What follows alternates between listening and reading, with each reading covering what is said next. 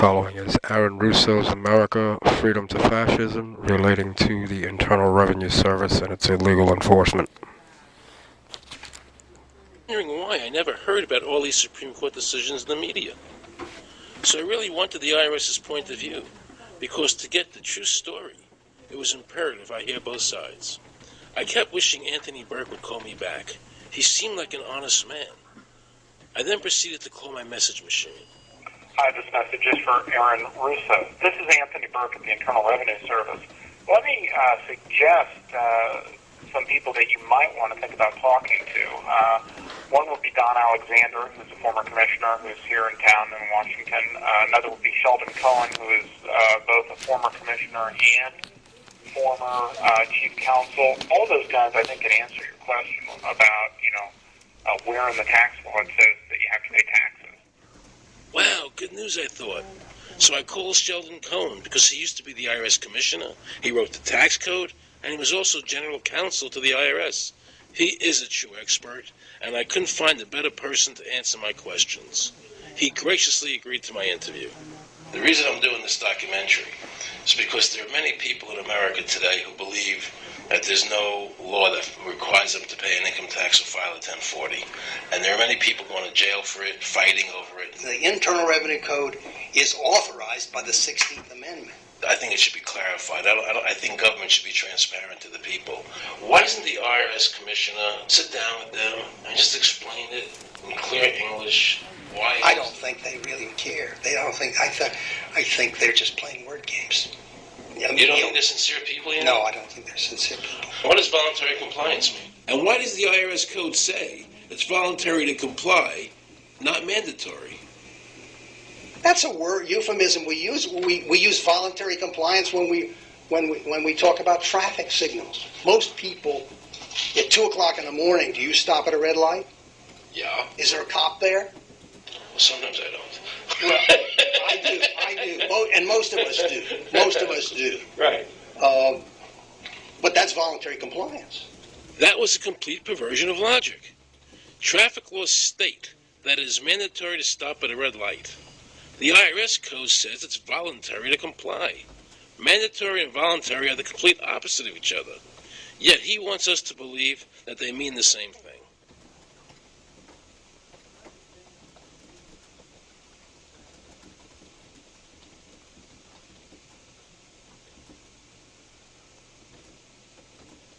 So can the government criminally prosecute somebody of information put on their 1040? Yes. Right, so doesn't that violate the Fifth Amendment? No. But the Fifth Amendment says I don't have to do anything that incriminates myself. Well, it doesn't incriminate you to put your income down. But you said before I could be put in jail for it. The commissioner wants us to believe that although the IRS demands that you fill out the 1040 and you can go to jail for it, that they are not violating your Fifth Amendment rights of self-incrimination. That is absurd. Isn't it true that the word income is not defined anywhere in the Internal Revenue Code?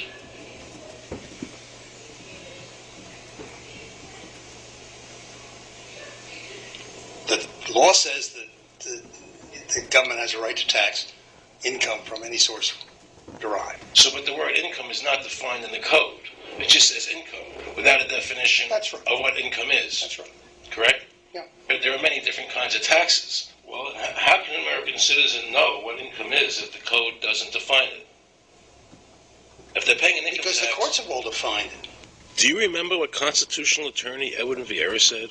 The definition of income in the Constitution was given in the ISNER versus MONCOMERY case, and it turns on gains or profits that are made from some activity. So the Supreme Court has ruled income is not wages, it's not labor, it's gain from corporate activity.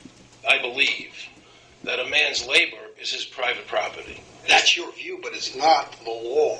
The Supreme Court's even said your labor is your private property. When I go to work for somebody, it's a trade. It's an even exchange. I do some work, you give me some money.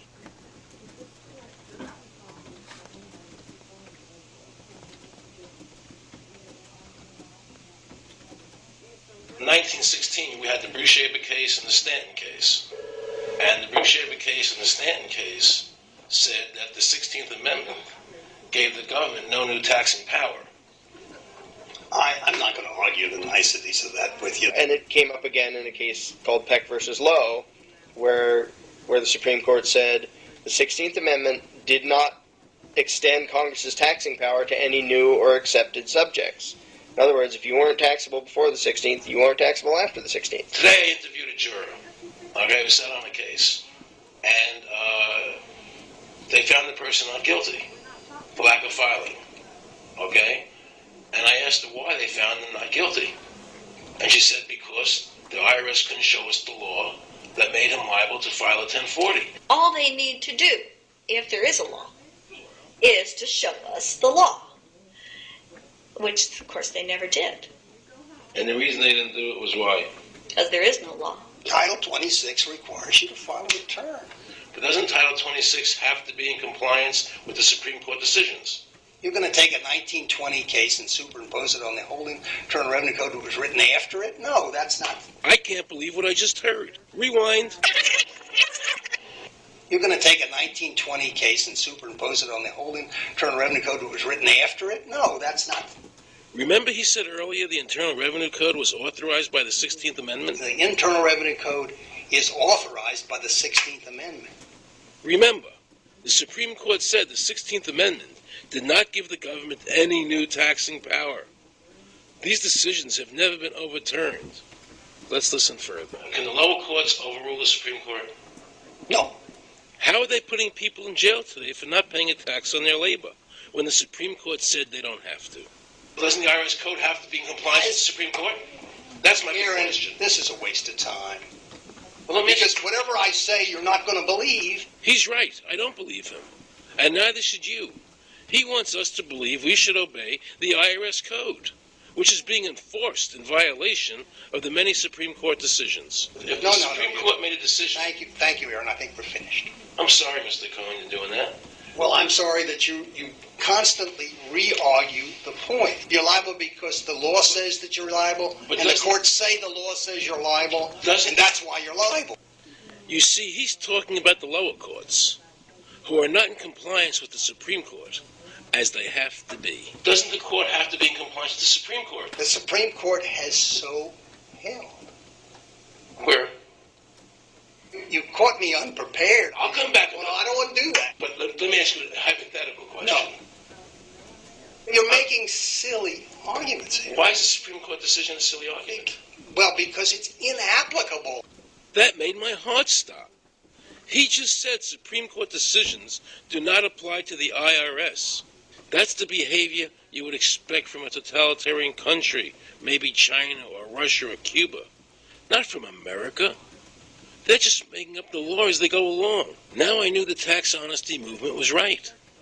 The IRS thrives on intimidation and fear, not by law. It's no different than a criminal protection racket, using force to extract your money from you. Then the former IRS commissioner, now working at a prestigious Washington law firm, threatens me. Watch. Aaron, you understand Yiddish. Cornish helfen. For those of you who don't understand Yiddish, that means nothing will help you. Now it all became clear. I understood why the IRS wouldn't go on camera and talk about where the law was. I understood why all the senators I called refused to be interviewed. There is no law.